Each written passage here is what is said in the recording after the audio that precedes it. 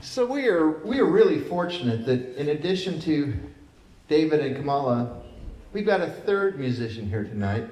His name is Chet Gardiner, and he's from Hawaii. He flew in from Hawaii to be here.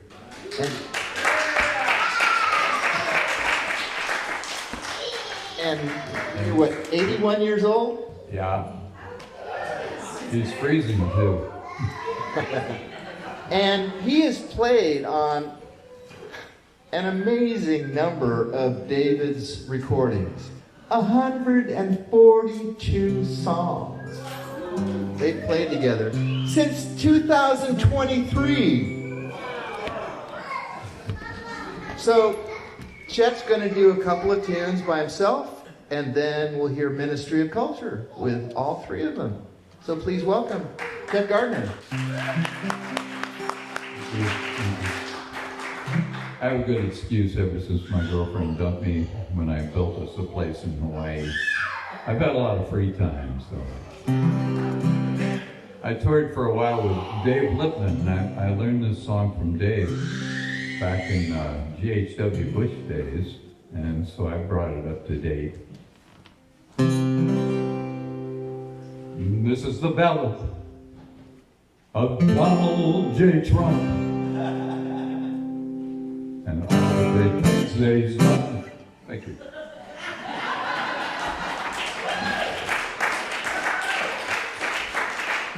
And thank you, Dave. The other Dave, Lippman, that is. Yeah, I lived in San Francisco for 42 years and froze, and then I moved to Tucson and made my meteoric decline in the folk business in Tucson. Went from main stage at the Tucson Folk Festival to not even getting booked in just 4 short years. And I think this is the song that did it. Now, this is the dreaded sing-along, and I'm serious about this. I'm supposed to warm you people up so that you'll sing along with David. My job. Give me that old time. That old time, give me that old time. It's good for me. That was your part, by the way. Yeah, you can clap along too. We'll do it that. Hold on. Let's practice it one more time. Give me that old time. Give me that old time. Give me that old time. Good enough for me. We will break you out today, even though she's rather lazy and where you lady. That's good enough for me. Give me that old time. Give me that old time. Old time. It's good enough for me. And you fall into a groove. And God doesn't know what to do. And God's in the brass to shoot up that good enough for me.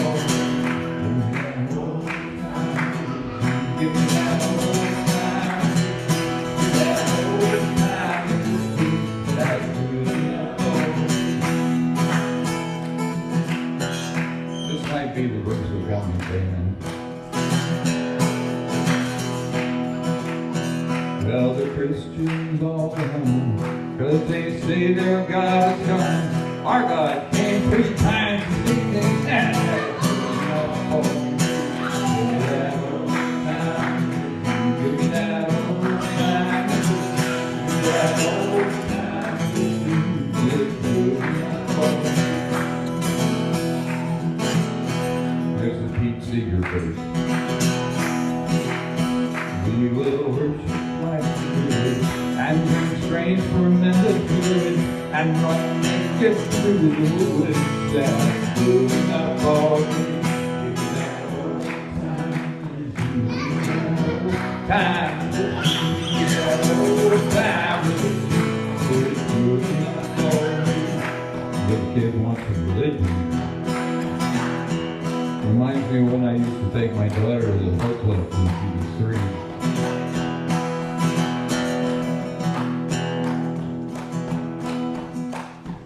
There are some that call it twice when we worship Malachi. They say it's not very jolly, but you will not fall. In that old time, in that old time, in that old time,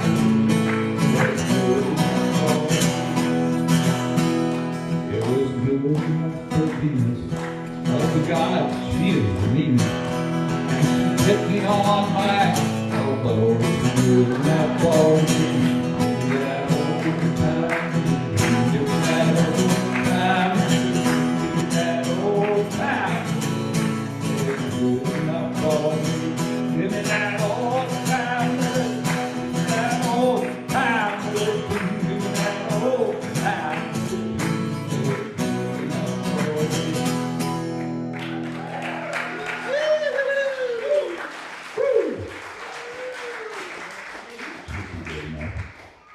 No, it was very interesting. David wrote this song called At the End of World War III, which you may have heard.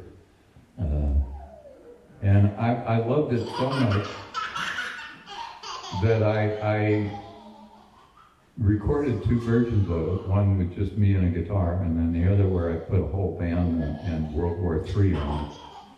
And I sent them to David. And then about a month or two later, I got an email from David. And I've been a fan since the 90s, David, so I've been watching.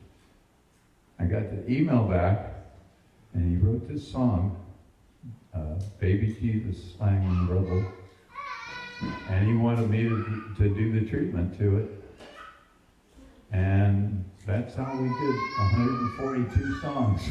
He would send me a guitar vocal or bouzouki vocal or whatever, mandola, and then I added all the rest of the instruments and mixed and mastered it. And then 3 days ago, YouTube made it all disappear. Yeah, boo-boo. So the first thing we did was David came over with Kamala and, oh gosh, the name is escaping. David, who is it? Lorna from Scotland, Kamala from Australia, and me from wherever I happen to be sitting, because he was on my farm. We recorded, I'll remember the name one of these days, Killing the Messenger. And we did those tracks live, and then we just kept doing it. And then all of a sudden, Shazam, it was 10 albums later, and now it's disappeared. But you're lucky tonight, you get to listen to the wonderful, beautiful and talented Kamala Emanuel from Australia.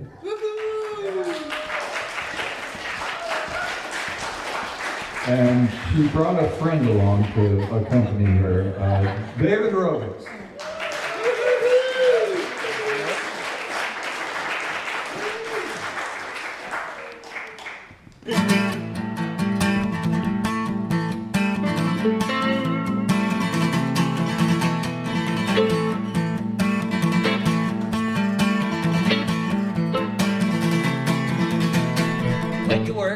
Jobs and living in a tent when a house costs $1 million and you can't pay the rent.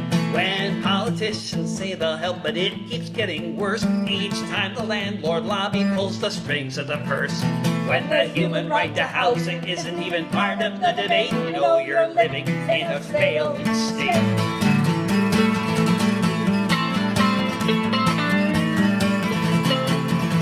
When millions of citizens are spending half their lives locked up in a prison for trying to survive. When laws must be broken just to have a place to stay. When the prisons pay the senators to look the other way. If you have to be a criminal to put food upon your plate, you know you're living in a failed state.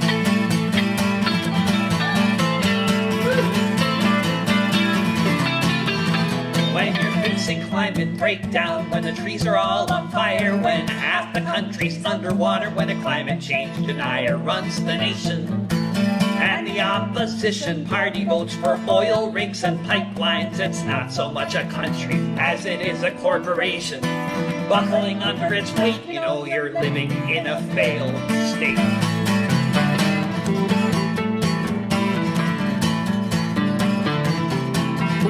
When your nation is an empire facing daily blowback, and the only thing your leader can think to do is attack, bipartisan consensus that we need to spend $700 billion before the year's end on a military budget to make America great. You know you're living in a failed state.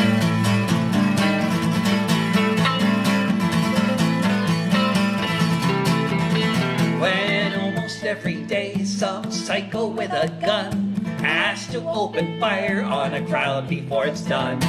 When a music festival becomes a free fire zone, and all they can say is it's okay now, he was acting alone. Buy some armor, pray to God, and hide behind a gate. You know you're living in a failed state. You know you're living in a failed state. You know you're living in a failed state.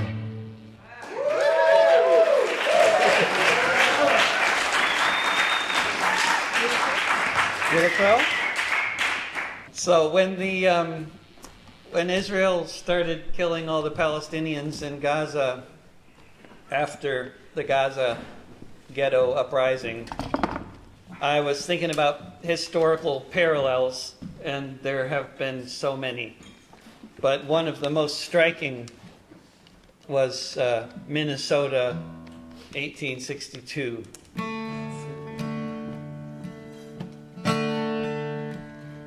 He heard that they were on their way when the settlers came.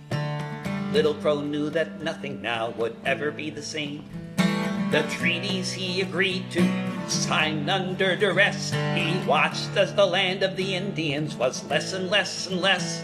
His people were left with a patch only 20 miles wide, a little bit of land by the Mississippi riverside, a little bit of land with a very uncertain fate once this place called Minnesota became a state. Little Crow went all the way to Washington, D.C., where he appealed his people's case to the highest authority. Then they took away half the land, allotted for his kin, and then even that little patch saw more settlers moving in. Little Crow watched them hunting and logging all the trees. He watched his people growing hungry. He watched the children freeze when their eager crops failed.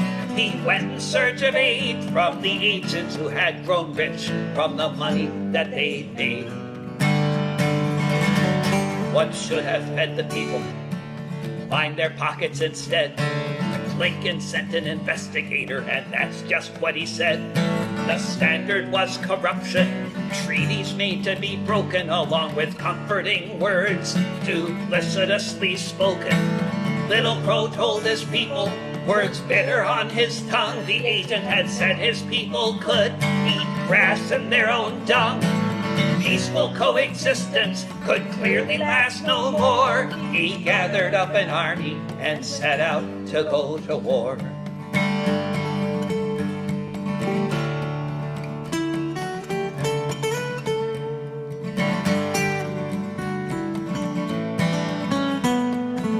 Warriors raided the stores of food that should have been theirs. They took guns and ammunition, put soldiers in their crosshairs. They won one battle after another, drove all the settlers out until divisions heading south were given a new route.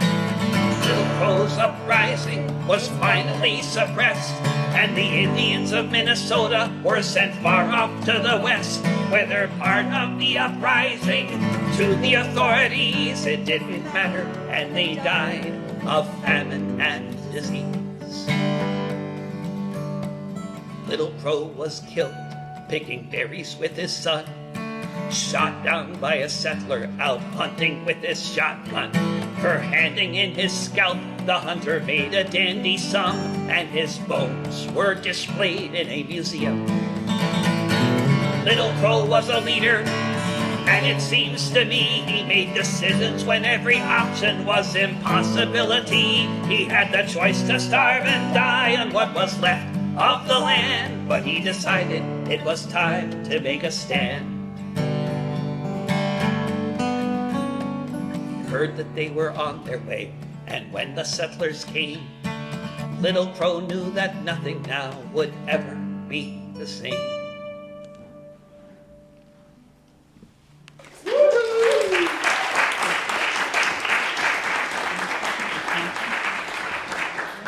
Here's a better story. A story that might leave you thinking that humanity has hope, unlike so many of the others. There's a statue that they're I think in the process of constructing or putting up or whatever that erecting. Yeah. They erect statues. Yes, they're in the process of erecting in Toronto, and the timing is kind of wonderfully suspicious. It's a statue of a Canadian citizen named Joshua Glover, and this is a story about how Joshua became a Canadian. Gather round me, friends, I'll tell you a tale about the day one young man was taken off to jail and shipped north up Lake Michigan for a trial to see if he should be sent back to live in slavery. Life of bondage was what Joshua had seen, but then he left Missouri and drove to Racine, where he worked in a sawmill by the lake shore in Wisconsin in 1854. When the word got round, outrage spread. The idea of sending people back to the bondage they had fled was one that could not be allowed to stand, although it was the law of the land. Passed by the Congress 4 years prior, guaranteed to start a prairie fire, which was what would be in store in Wisconsin in 1854. Thousands went to Haymarket Square, the most people who had ever gathered there. In Racine, where they decided they'd go see how the trial would go up in Milwaukee. And when they got there and looked around, saw the thousands more people on the ground who had come on horseback, ready for war in Wisconsin in 1854. Jail turned out to be no match at all for all of the people who had answered the call. They laid siege to the place till they'd gotten their man. Then together the thousands they ran away from the cops and then onward forth.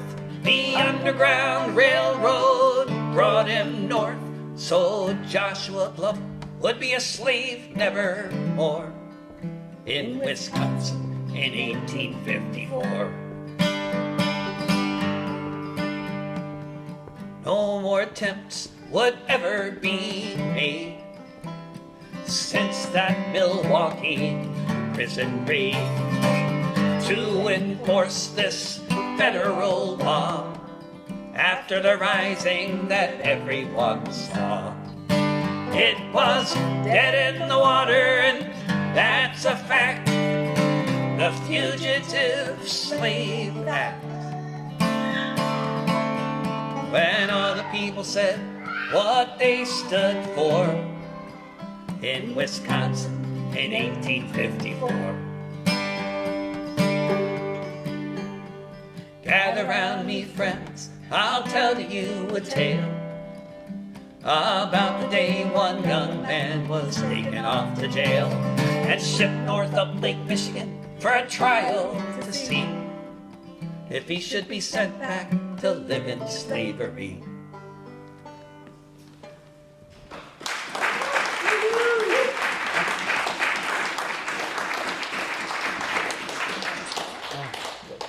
The United States military invaded Venezuela a few weeks ago and abducted the president. And a lot of people have been worried about this eventuality for a long time. And I wrote this song, I guess 12 or 13 years ago. I think the wrong president was abducted. The wrong president was abducted. Definitely. Yeah, Dahmer said it was, not, a little messy, but good idea. Like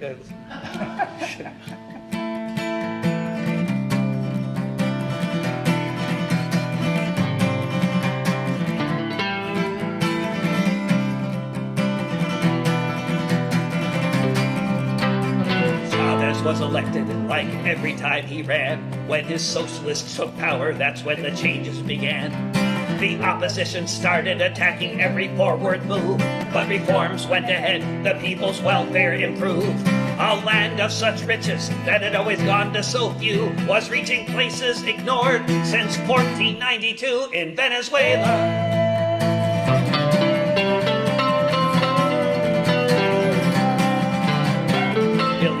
Into the streets to stop the coup back then. They got the man that they elected back into power again. The Bolivarian Revolution became famous worldwide. Soon other socialist governments swept in a red tide. Between the Cuban doctors and the Venezuelan oil, billions got medical care, millions tilled the soil of Venezuela.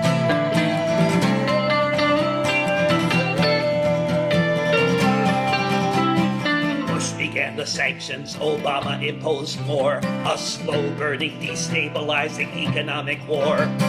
Following the formula of the Chicago Boys team, used in many places to make economies scream. Oil prices plummeted, foreign holdings locked, invasions being planned, negotiations blocked in Venezuela.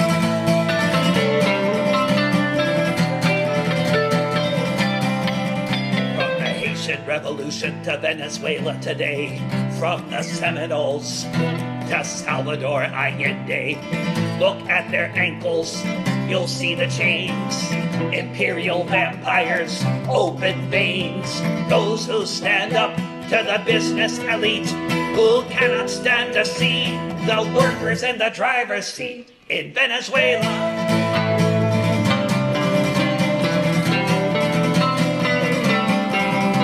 Venezuela.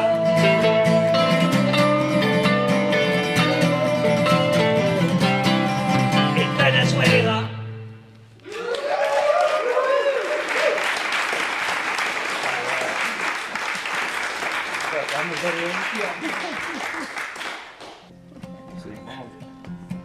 I'm confused on this one. Well, I wrote this song before social media was invented, so this song is evidence that holier than thou preachy leftists existed before Twitter. Hard to remember. I don't drive a car because they run on gas, but if I did, it'd run on biomass. I ride a bike, or sometimes a skateboard, so fuck off all you drivers and your yuppie hordes, sitting all day in the traffic queues. I'm a better anarchist than you. I don't eat meat, I just live on moldy chives or the donuts that I found in last week's dumpster dives. Won't you people in that restaurant, I think you are so sad when you could have been eating bagels like the ones that I just had. I think it is a shame all the bourgeois things you do. I'm a better anarchist than you. I don't wear leather and I like my clothes in black, and I made a really cool hammock from a moldy coffee sack. I like to hop on freight trains, I think that is so cool. It's so much funner doing this than being stuck in school. I can't believe you're wearing those those brand new shiny shoes. I'm a better anarchist than you. I don't have sex, and there will be no sequel because heterosexual relationships are inherently unequal. I'll just keep on moshing to anti-flag and crash until there are no differences in gender, race, or class. All you brainwashed readers, you just haven't got a clue. I'm a better anarchist than you. I don't believe in leaders, I think consensus is the key. I don't believe in stupid notions like representative democracy. Whether or not it works, I know it is the case that only direct action can save the human race. So when I see you in your voting booth, then I know it's true. I'm a better anarchist than you. I am not a pacifist, I like throwing bricks, and when the cops have caught me and I'm taking a few licks, I always feel lucky if I get a bloody nose, because I feel so militant and everybody knows. By the time the riot is all through, I'm a better anarchist than you. I'm a better anarchist than you.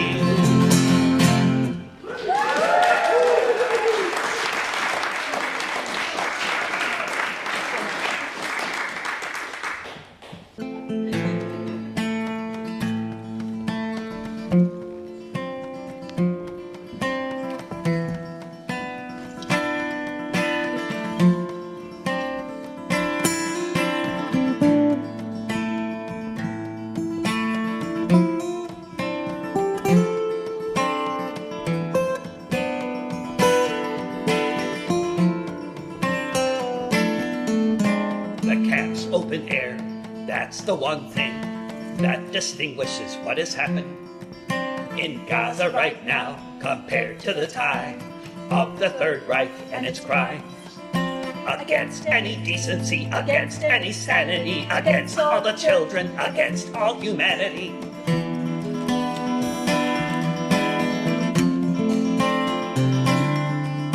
From Auschwitz to Gaza, there's no difference between babies and fighters on that side of the fence, the side where they starve because the food is kept out by the occupation. No others, no doubt, where people are dropping dead on the street.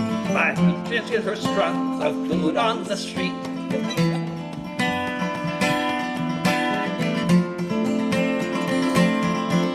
From Auschwitz to Gaza, all night and all day, all the people inside just wasting away. Everyone waiting for death to arrive, shot or starved or burned alive, where each passing moment is punctured by groans of a million children as thin as their bones.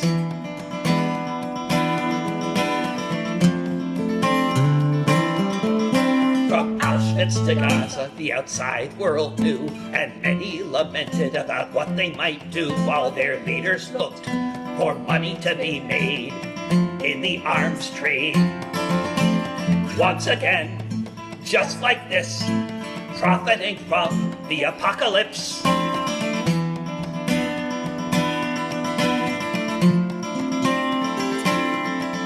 From Auschwitz to Gaza, the stages of starvation are exactly the same under occupation. First the fat goes, then all the rest, the muscle, the marrow, the milk in the breasts of all nursing mothers, as in front of their eyes, their babies cry their last little cries.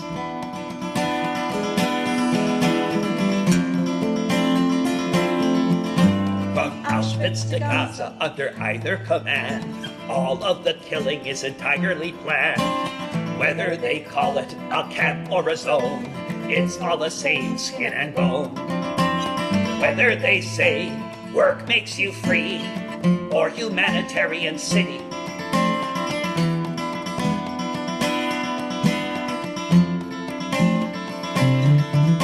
from Auschwitz to Gaza, the political line, from occupied Poland to Palestine. Leaders outside will say we weren't aware of the events of the horrors happening there. They'll shed a few tears and somberly then make a speech at the UN.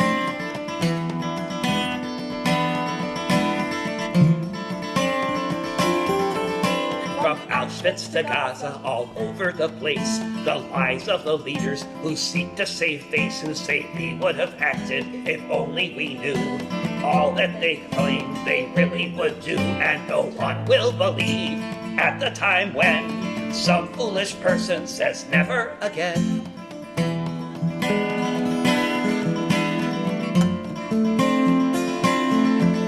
From Auschwitz to Gaza.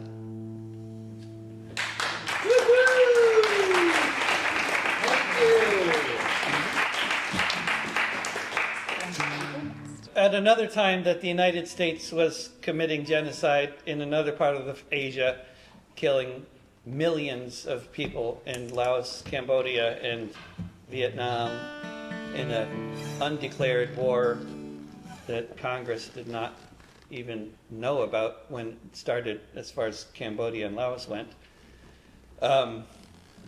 There was a lot of people marching around the streets in the country, a lot of people burning draft cards, a lot of great events happening to try to mobilize resistance and try to demilitarize the hearts and minds of the nation, emanating especially from places like San Francisco with the free festivals that had a tremendous impact on the whole culture throughout the continent and have been vilified and ridiculed ever since. But there were other people who just couldn't do the festivals and the marches and the draft card burning, and they just needed to do something that seemed a little more direct. And so my friend Al and his friend Clyde out in Virginia decided what they were going to do was join the Merchant Marine in order to lead a mutiny, in order to hijack a ship full of bombs so that they would not go to Vietnam to divert them. And that's exactly what they went about doing.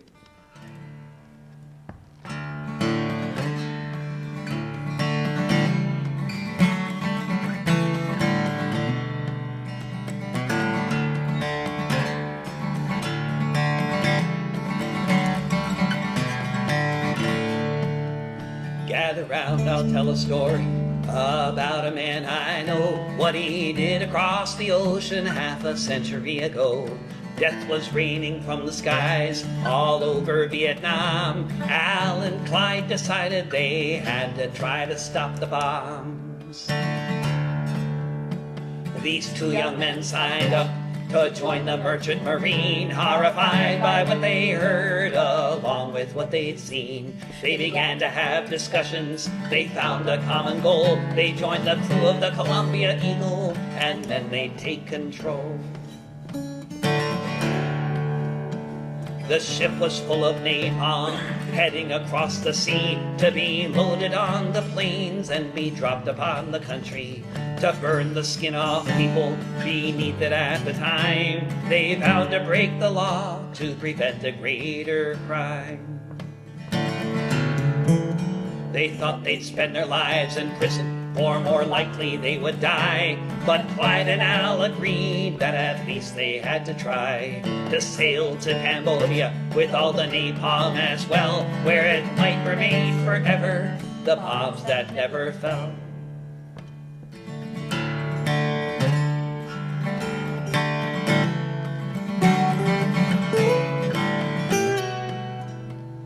They carried out their plan, and they didn't slip. Just two guns between them, but soon they ran the ship. They brought it to neutral waters by Sihanoukville, that these bombs might never be sent to maim and kill. But that's not how it ended. The next thing that they knew, Sihanouk was overthrown. There was a military coup. Clyde McKay died in the jungle with so many of his peers. In a California prison, Al Gladkowski spent 8 years. The ship was not off course by much more than a bit. The future of the Folly, perhaps they didn't change it. But while the blood was flowing and most people spent their days maybe marching in the streets or just joining the rat race. There are those among us who can say they really tried, who did everything they possibly could to stop the fratricide. If you see a big white beard on the Central Eastern shore, he might be a mutineer. who tried to stop the war.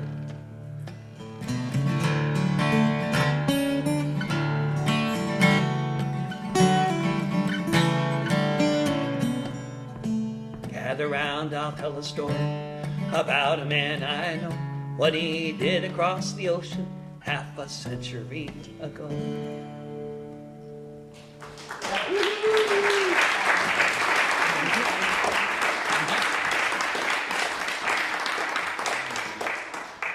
One of the tragic and confusing and real situations with humanity now and historically is that people hardly ever leave home and move to another country for reasons other than poverty and persecution.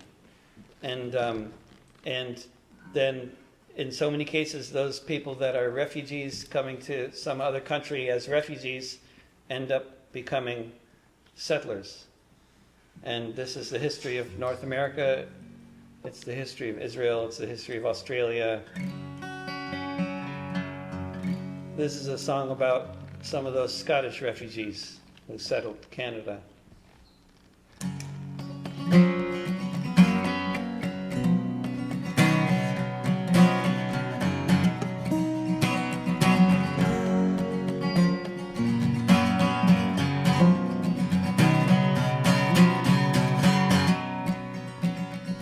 Once upon a century, people lived above this glen. There were 50 houses here with parents and their children, but someone said they owned what those 4 generations had called their homes across the Scottish nation. Allotments kept on shrinking while the rent would only rise. One by one the broken crofters left the open skies, the frozen shores of Nova Scotia in a far-off colony, or somewhere else across the sea. Once upon a century, from the ways of old, from something like the golden rule to the rule of gold, it's just the logic of the market. Supply and demand says to drive the people from the land.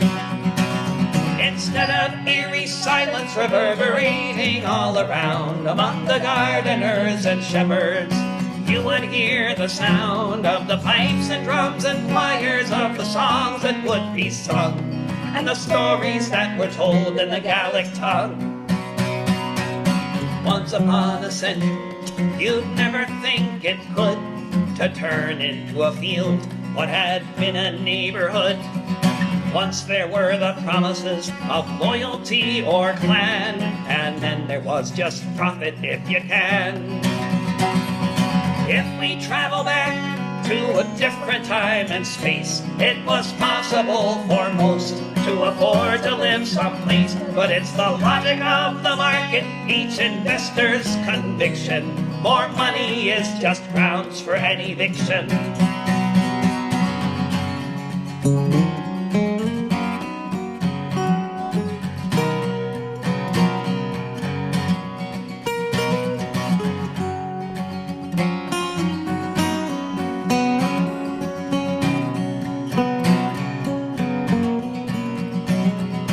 Once upon a century, they cleared the highlands for the sheep. Most folks did not resist as the rent became too steep. They packed their things and moved, scattered far and near. You'd never know that they once were here. Just for the whims of capital, the biggest profits for the banks. You fight a war for empire, and clearance is your thanks. From the crofts of Scotland to the sidewalks of LA, if anything has changed, who can say?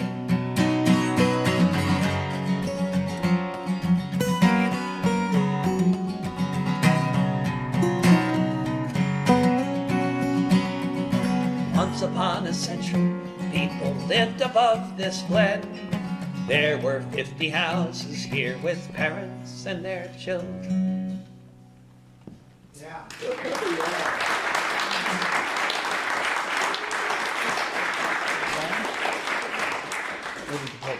We're all horrified well, I guess all of us really. 2 of us live in the U.S. One doesn't, but we're all horrified by the by what's happening in the streets of this country. But there are some people that we'd all love to see deported, and We know. And there's a part for you to sing in this one. I'm sure you'll figure it out. You say they're criminals, our neighbors came to raise their families, clean houses, drive trucks, work in factories.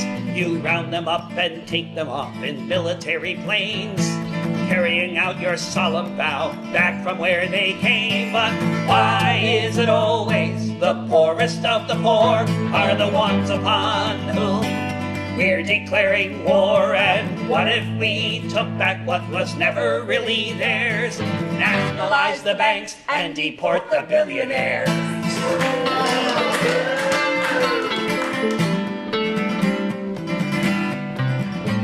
Could liberate the capital to invest in things we need.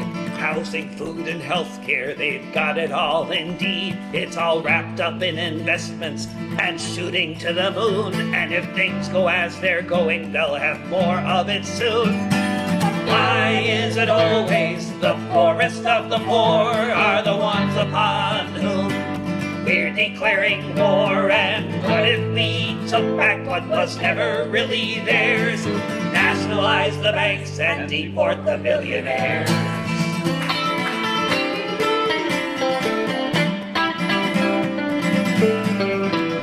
Say you'll fix the rising prices that are making us all frown. If you deport our neighbors, maybe rents go down. But I've done the math, and scientists agree. If we nationalize those millions, we can all live here rent-free. Why is it always the poorest of the poor are the ones upon whom we're declaring war? And what if we took back what was never really theirs? Nationalize the banks and deport the billionaires. Nationalize the banks and deport the billionaires. Nationalize the banks and deport the billionaires.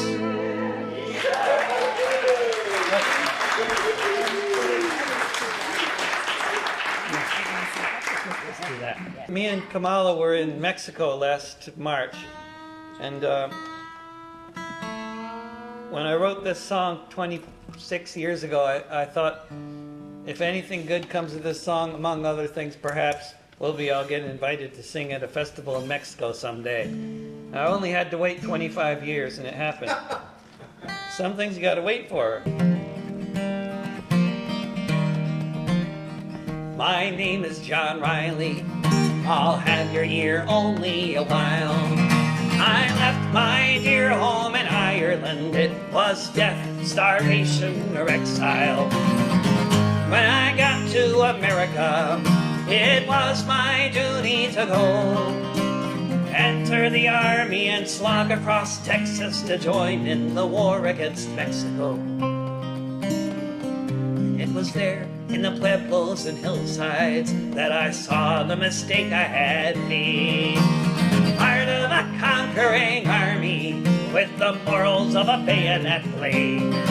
And there amidst all these poor dying Catholics, screaming children, the burning stench of it all, myself and 200 Irishmen decided to rise to the call. From Dublin City to San Diego, we witnessed freedom denied. So we formed the St. Patrick Battalion and we fought on the Mexican side. What'd we do? We formed the St. Patrick Battalion and we fought on the Mexican side. We marched beneath the green flag of St. Patrick, emblazoned with Erin Gobra, right with the harp and the shamrock, and Libertad Padre Republica. Just 50 years after Wolftown, 5,000 miles away, the Yanks called us a legion of strangers, and they can talk as they may. But from Dublin City to San Diego, we witnessed freedom denied. So we formed the St. Patrick Battalion, and we fought on the Mexican side. We formed the St. Patrick Battalion, and we fought on the Mexican side.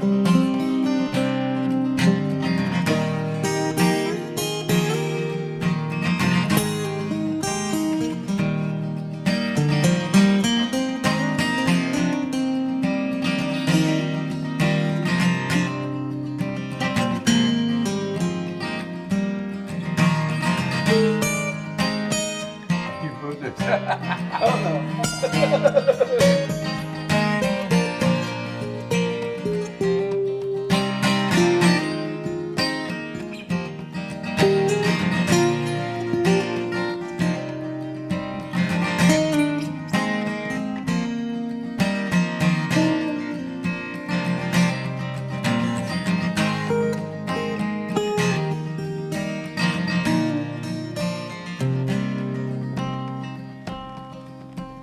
Fought them in 5 major battles. Churubusco was the last. Overwhelmed by the cannons from Boston, we fell after each mortar blast. Most of us died on that hillside in the service of the Mexican state. So far from our occupied homeland, we were heroes and victims of fate. From Dublin City to San Diego, we witnessed freedom denied. So we formed the St. Patrick Battalion, and we fought on the Mexican side. From Dublin City to San Diego, we witnessed freedom denied. So we formed the St. Patrick Battalion, and we fought on the Mexican side. We formed the St. Patrick Battalion, and we fought on the Mexican side.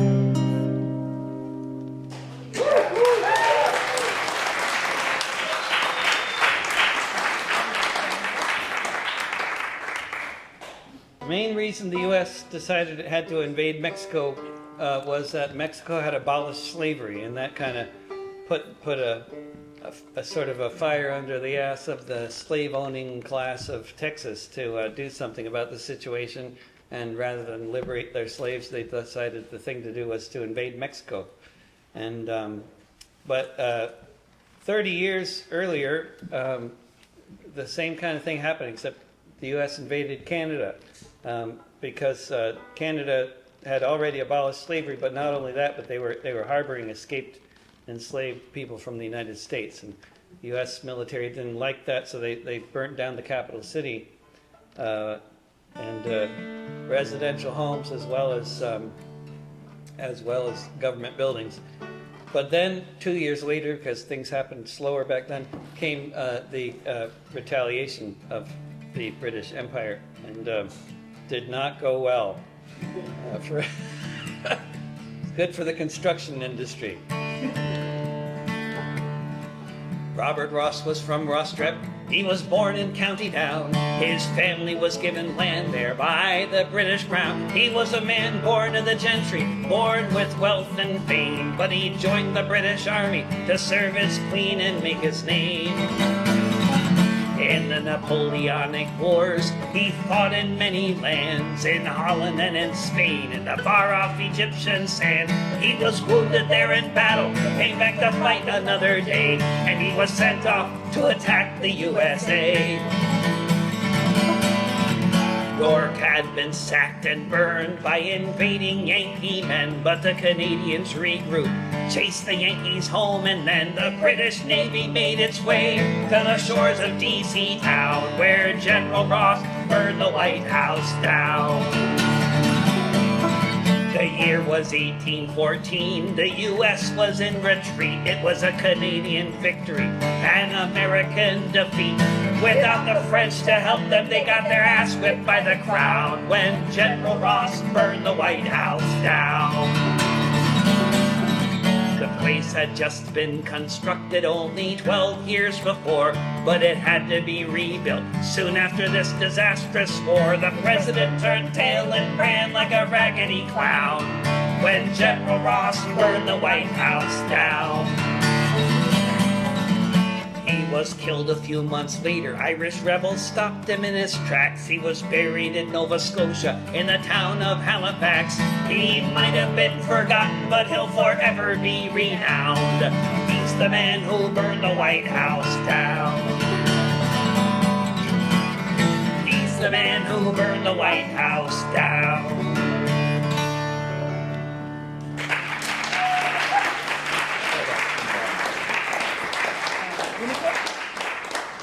There's a wonderful book called One Last Drop, written by Riki Ott, and it was Riki got she got a PhD in marine toxicology somewhere in, I think, in California, and then she moved up to Alaska to be to fish, right in time for the Valdez oil spill.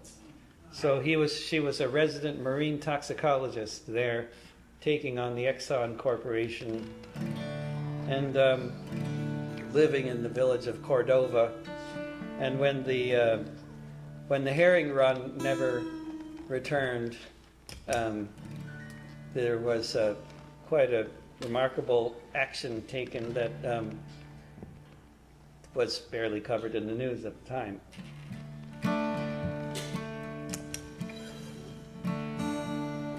I am a fisherman, so were my parents. Here in Cordova, on Prince William Sound, I'm not a tree hugger, but I love the mountains. And hauling in the gill net with the ocean all around. Life was good here. You could raise a family with 100,000 tons of herring sent out every year. 1989, the tanker grounded. Nothing's ever been the same around here.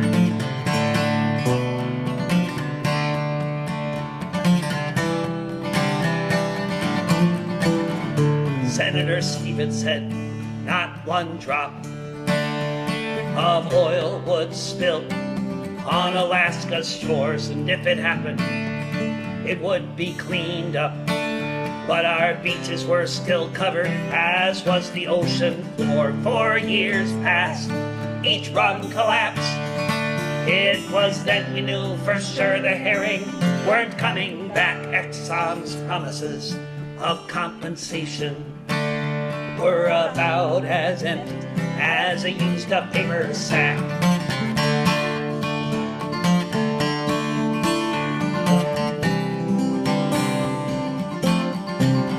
It was August 20th, 1993, when we fishermen decide something must be done. We packed some groceries, we made some banners, we headed out the Valdez Narrows beneath the midnight sun. 100 vessels took to the water,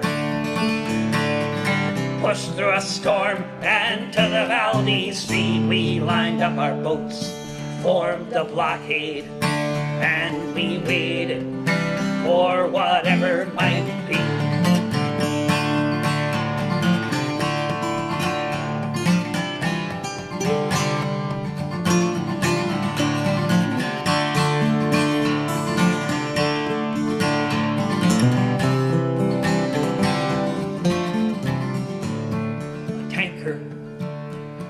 Approaching. It was a sight to see there in the twilight of the day. We saw it turning.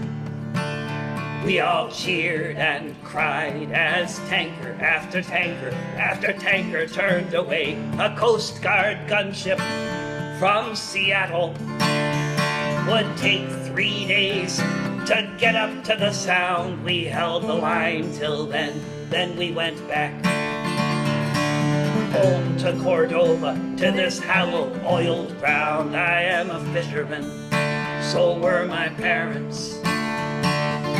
Here in Cordova, on Prince William Sound.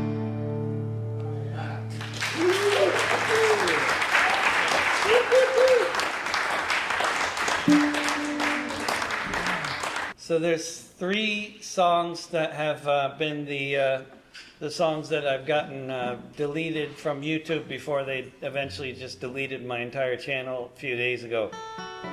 And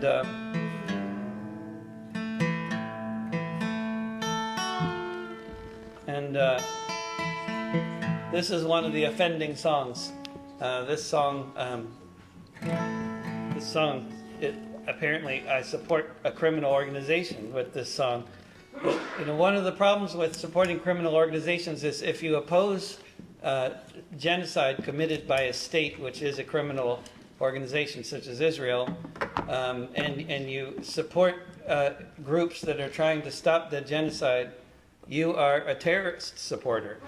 And that's just a bit of a conundrum, because I think the terrorists are the one committing genocide, not the ones fighting back against it. That's obvious. It's also obvious under international law, but not according to US or UK law, under which Israel is just fine, and Ansar Allah in Yemen is the Houthi army are the terrorists. But I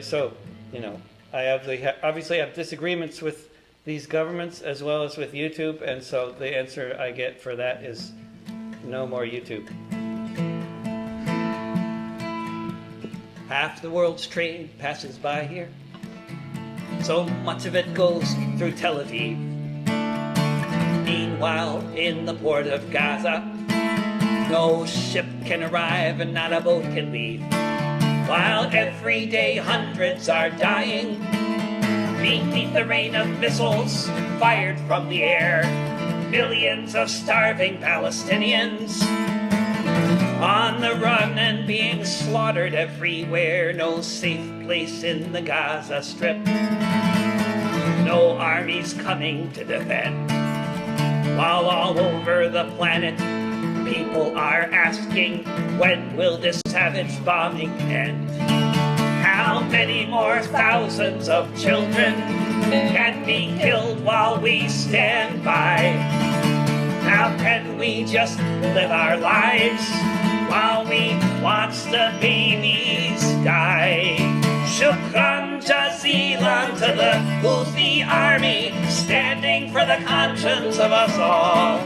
When they say no business as usual, while the bombs continue to fall.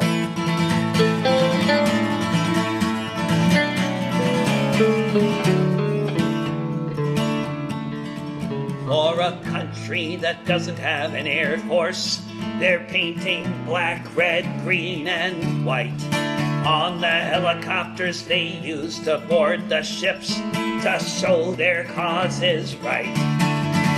The president says this terrorism must stop right away, to which the Houthis respond, yes, that's exactly what we are trying to say. Shukran jazilan to the Houthi army, standing for the conscience of us all. When they say no business as usual, while the bombs continue to fall.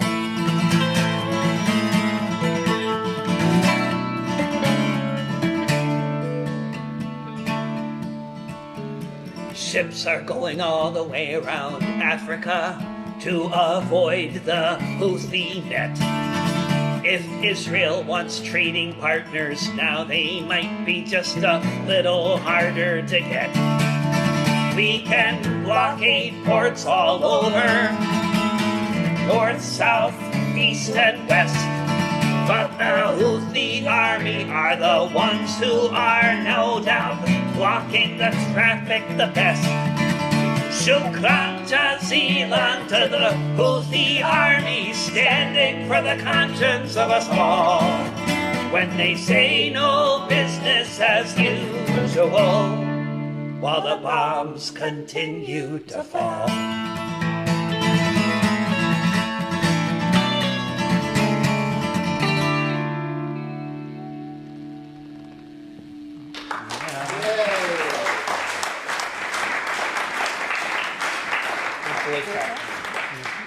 update the Ann Feeney song to "You Ain't Done Nothing Till You've Been Banned from YouTube"? You ain't done nothing. Yeah. You ain't done nothing until you've been banned from YouTube. Well, I don't know if somebody can maybe correct me, but as far as I know, the only artists other than me to have been deleted from YouTube, or to have all our albums also deleted from YouTube Music, it's just me, Screwdriver, and No Remorse, which are both British fascist bands that are overtly fascist, and like have names, songs like 6 Million Worthwhile Deaths or whatever the fuck, Yeah, me and them, because we're all anti-Semites for opposing Israel, apparently. But there must be some other offending artists out there in the world that they could target other than me and Screwdriver and No Remorse. I'd feel better with a little more company.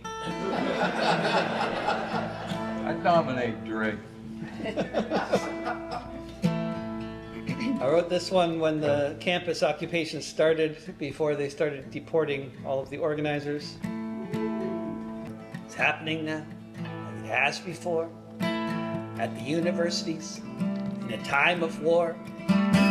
Put people together, they'll communicate, talk about things like college and state, talk about the research that built the Iron Dome, talk about their relatives starving back at home, talk about tuition and where the money's spent and where all the buildings in Gaza went. Wake up each morning and the headlines say how many hundreds of Palestinians died today, how many thousands were killed in the past week. People get together, people speak, the newscasters say with surety the campuses lack security.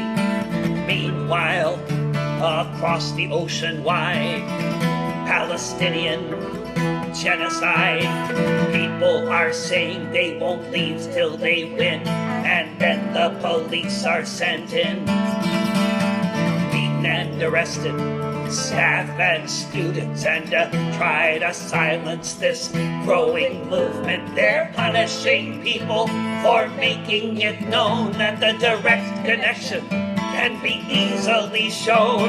How the investments of this institution are funding another final solution. Where it goes is anyone's guess. After all, this is the U.S. Battles have been lost and won, but with bombs being dropped every day by the ton, the orphaned and vanished beneath the sky, waiting for the moment when it's their turn to die. Some people just can't look away. They have to set up a tent on the campus and say, boycott, sanction, and divest. Boycott, sanction, and divest. Boycott, sanction, and divest. Boycott, sanction, and divest. Boycott, sanction, and divest. Boycott, sanction, and divest.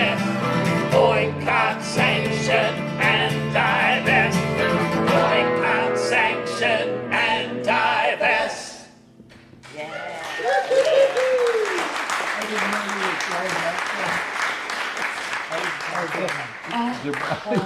They all sang the Internationale for our last number. Well, it has been a great pleasure singing for you. Thanks so much to Andy for organizing this. Thanks so much to Ahmad. Thanks to that lovely duo, 636, and those beautiful harmonies.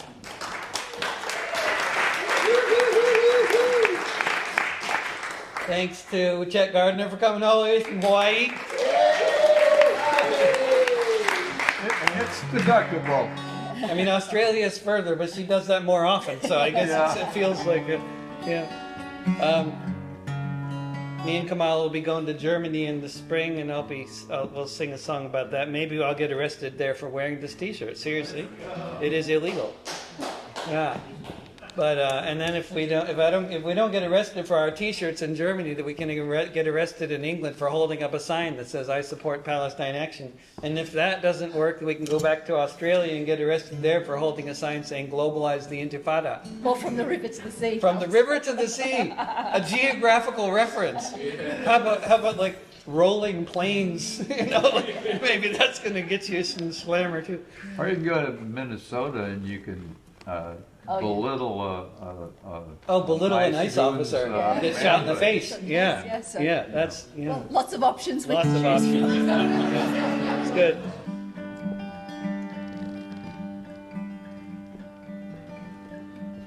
Katerina Jakob, long before she took that name, was organizing workers in Hamburg just the same.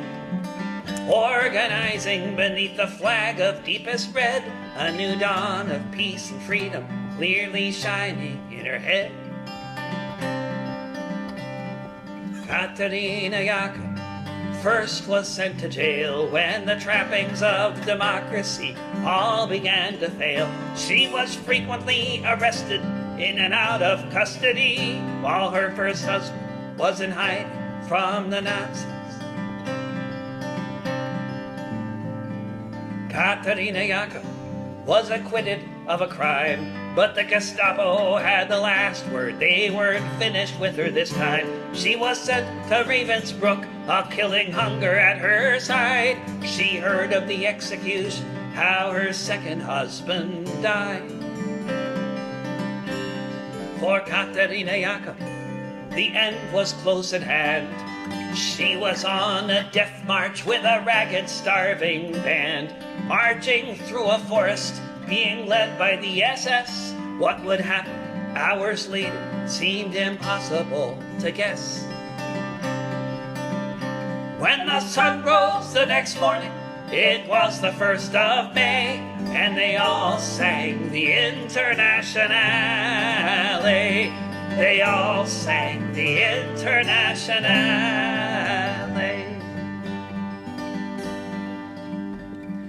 Katerina Jakob thought about her children and the friends and comrades taking care of them, not knowing yet if any of them survived, not knowing that soon she'd see her daughters both alive. Katerina Jakob watched the German soldiers fleeing, streaming from the east, that's what she was seeing.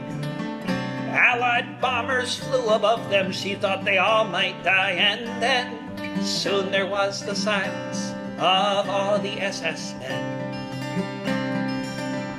When the sun rose the next morning, it was the 1st of May, and they all sang the Internationale. They all sang the Internationale.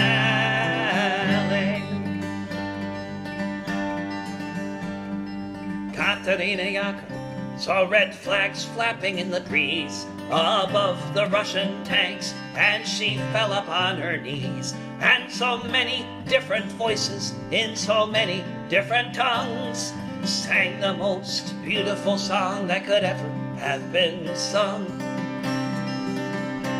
In German, Lithuanian, in Polish, and in Dutch, a myriad of melodies as never had been such. In Russian and in Yiddish, Italian and French, emerging from the forest beneath a trench.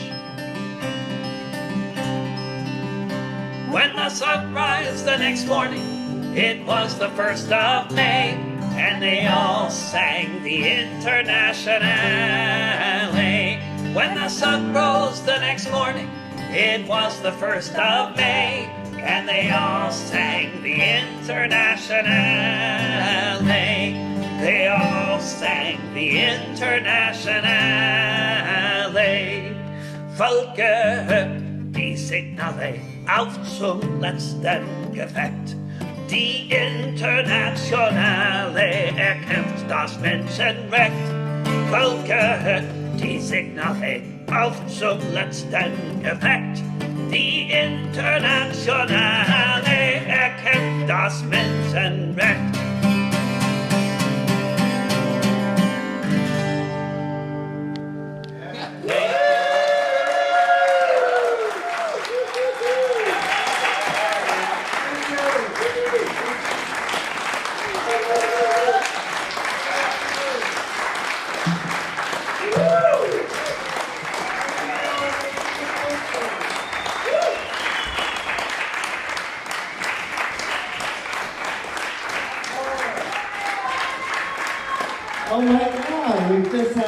of a kind experience. How incredible was that?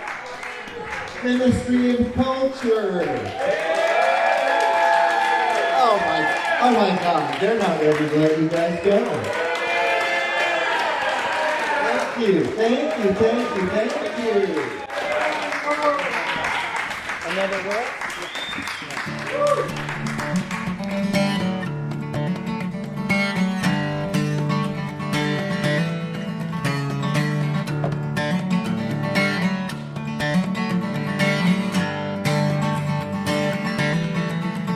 Like an old cloth torn and framed, it came like a clarion call to illustrate the saying, united we stand, divided we fall. A thin veneer torn by disease shredded the great con laid bare, come from across the seas, now floating in the air like a corpse that's being exposed, that all of us now can see, all that the cadaver shows about a society, a veil of fantasy lifted that gives us at least some idea how another world is possible. And I can hear her breathing now.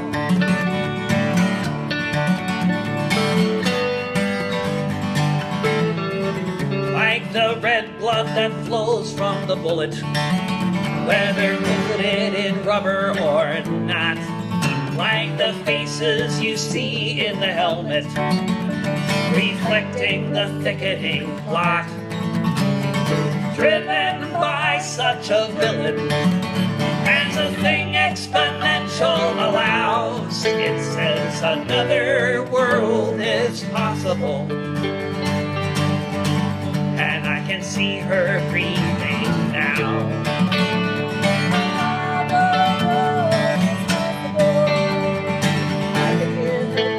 Like the pallor of so many faces on every end of the town, on the murals in so many places, boarded up and long ago shut down, making all the connections between the mule and the plow, that another world is possible.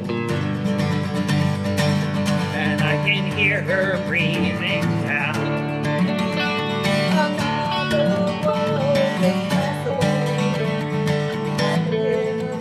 Like the smoke rising up coast to coast, with formations that brighten the skies, like Lord Thomas Jefferson's ghost, his victims no longer disguise, as his visage falls into the river, like the skull of an old sacred cow that says another world is possible. And I can hear her breathing now.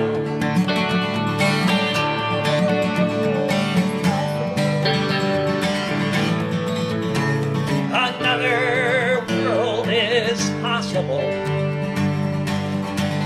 and I can hear her breathing now. Another world is possible,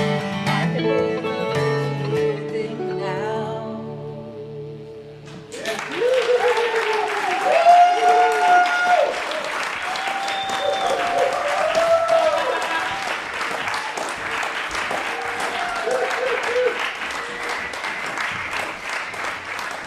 Ministry of Culture. Let's hear it for David Rovics, Kamala Emanuel, Chet Gardiner. Hey, we want to change the world, right? Well, maybe we should start by practicing and get them out for another song, huh? One more song, Ministry of Culture. Come on.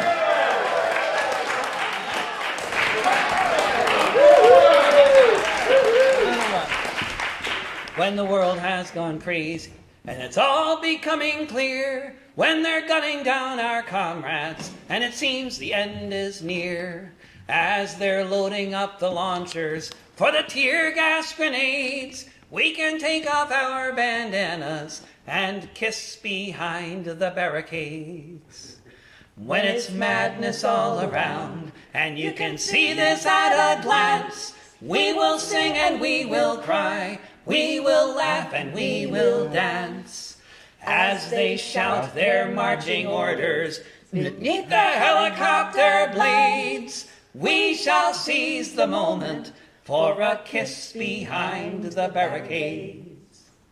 They will try to break our spirit, and at times they may succeed, but our love for the world is stronger than their greed. When the building is surrounded and hope begins to fade, in my final hour, a kiss behind the barricades.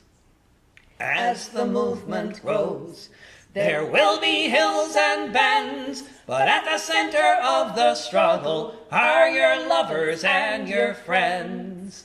And the more we hold each other up, the less we can be swayed. Here's to love and solidarity, and a kiss behind the barricades.